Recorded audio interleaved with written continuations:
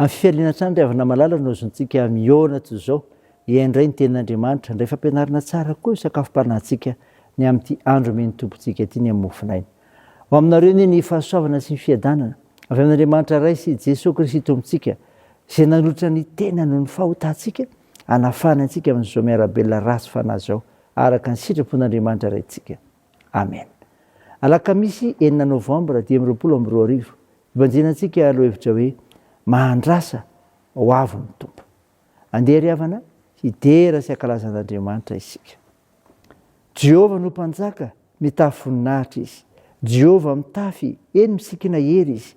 Ary zao rehetra zao nampitoeriny ka tsy hetsika. Ny seza fiandriananao nampitoerina hatramin'ny fahagola ary zay hatr'izay ianao. Amen.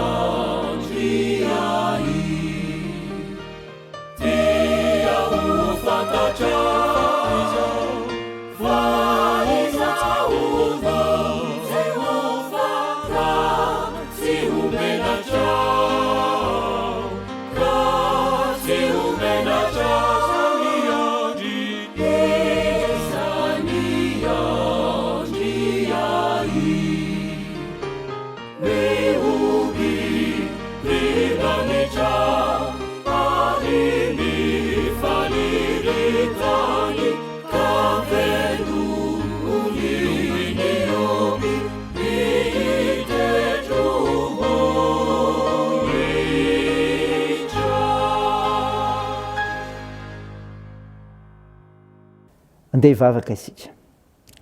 Andriamanitra mpanavitra anay io. Andriamanitra mitsinjo ianao ary miatrika sy mijery anay isan'andro. Misaotranao izay amin'ny zavatra rehetra. Midera sy mankalaza anarinao masina izay ary manome voninahitra ho anao.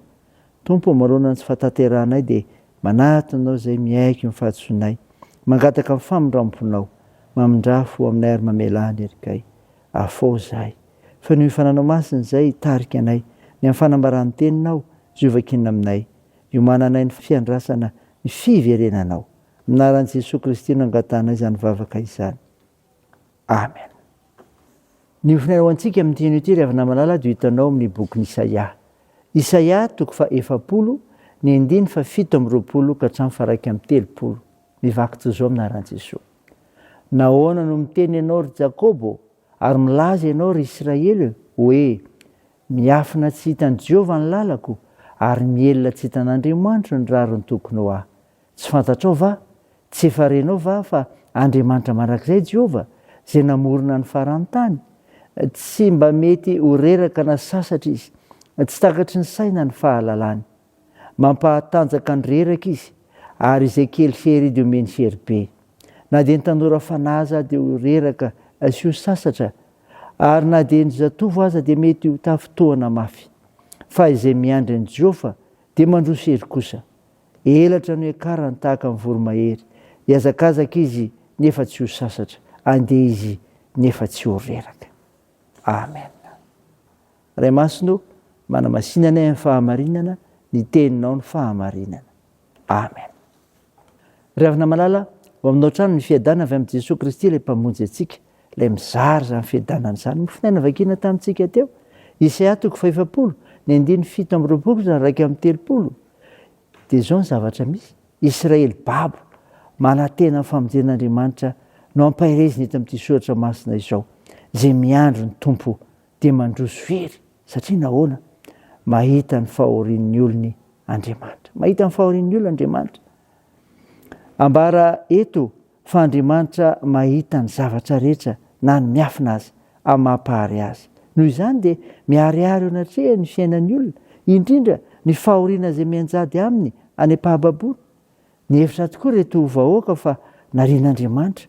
Voalaza eto anefa fa mandrakizay izy, tsy miova amin'ny maha-Andriamanitra azy.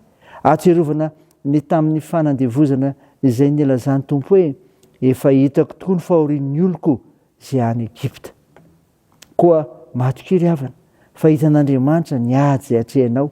Aza-kivona very fanantenana, faoka hibanjina ny fahalehibiazan'Andriamanitra satria tsy takatry ny saina tokoa ny fahalalany sy ny asany eo amin'ny fiainantsika vahoakany.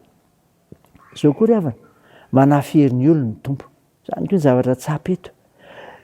Eo am-pelatan'Andriamanitra ny sehetry ny fahefana ary afaka mame amin'izay tiany atolotra izany izy. Babo ny Israely, ka mety mieritreritra ho kely hery tsy afaka hitraka intsony manoloana Babiloniana. Ao amin'izany indrindra no ampahirezan'ny tompony olona fa raha matoky sy miandro ny famonjena dia hanana hery sy tanjaka miavaka. Oharina amin'ny voromahery ka anehoany fa hery tsy manam-paharoa ary tsy misy fetra satria avy amin'ilay maharitra marak'izay. Ny fanahy masina ry havana no fieromen'Andriamanitra antsika hoentina miatrika ny karazan'olana sy ny zavatra rehetra. Hery tsy hay tohaina izany satria mahery indrindra ka ekeo ny fitarihana. Saina izany ry havana, azoana mangataka izany fanahy masina izany mba hanatanteranao ny sitrapon'Andriamanitra. Amen. Andeha hivavaka isika. Andriamanitra, misaotra ny amin'ny mofinaina nomenao anay izay milaza ny amin'izay miandro ny Tompo dia mandroso hery satria mahita ny fahorian'ny olona izy ary manafy herin'ny olona. Tompo, mivavaka aminao izay ho anisam-baravarana mba hitoeranao ka nehoanao fa ny mino anao dia hahatsiaro ny fahasoavana rotsakao. Tompo, tahiry ireo manana andraikitra amin'ny fitsaboana ka nasitranareo marary mila ny vavakay. Ampahirizo ireo manamanjo, toandro ireo maresokiolona sahirana, tsinjovra ny ampigatrana, hitahinao ny fiazakazahanay sy ny asanay ary ny fikasanay, ny fianarana. Tompo, matoky anao momba anay izay, ka mameraka ny firenay eo aminao ihany koa. Mba tsy hanjakan'ny asan'ny ratsy sy ireo fahavalo izay efa resinao, fa nehoanao kosa ny serinao amin'ny asa fanarenana izany no ny asa amin'ny fananao masina. Ny vavakay dia ataony amin'ny anaran'i Jesosy Kristy ilay mpanavitra sy mpamonjy anay, nampahandry anay ny vavaka manao hoe: ranay eo izay ny an-danitra, masina anie ny anaranao, ho tonga anie ny fanjakanao, atao anie ny sitraponao ety an-tany ho tahaka ny an-danitra. Mehona an'io izy anona sahaza ho anay, ary mamelaha ny elikay tahaka ny namelanay izay meloka taminay, ary aza mitondra anay amin'ny fakapanahy, fa manafanay amin'ny ratsy, fanao ny fanjakana sy ny hery ary ny voninahitra mandrakizay. Amen. Raha izay fotoana ry havana malala ny tsodrana tolotra anao aminaran'i Jesosy Kristy. Aza matahotra anao fa momba anao aho, raha izay merikerika foana fa izao n'Andriamanitra aho, mampahery anao aho sady mamonjy anao, eny mitantana no tanaka avy any amin'ny fahamarinako aho. Amen. Teo n'Andriamanitra ireny ny voninahitra amin'ny anaran'ny Ray sy ny Zanaka ary ny fanahy masina. Amen.